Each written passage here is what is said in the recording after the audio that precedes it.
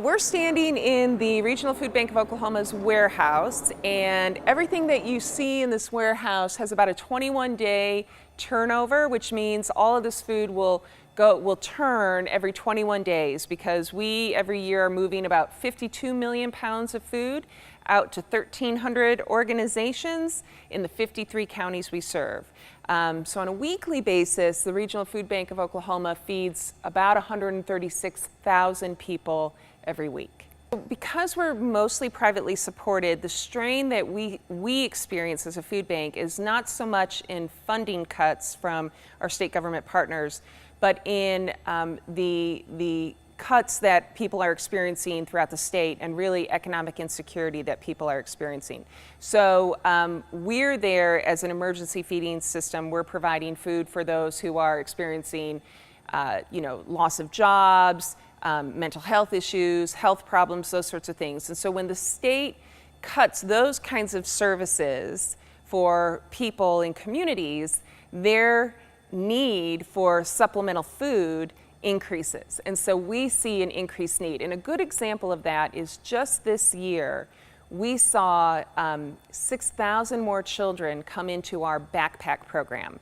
So we are currently feeding 24,000 children a week in that backpack program, and just last year we were feeding 18,000 children a week.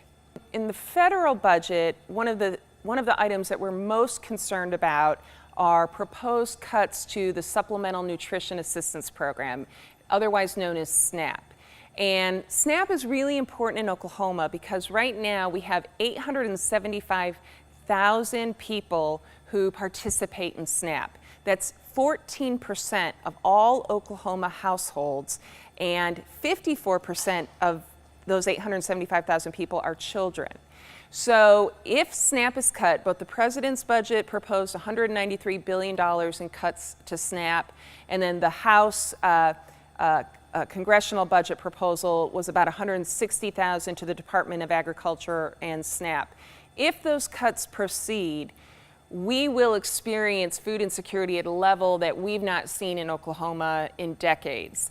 And though we're very proud of what we do as a food bank and our sister organization in Tulsa, the Community Food Bank of Eastern Oklahoma, we represent about 10% of total dollars in terms of feeding assistance in this state. The vast majority, about 65% of all the money that goes to feeding people in Oklahoma, helping with food insecurity, is coming out of SNAP.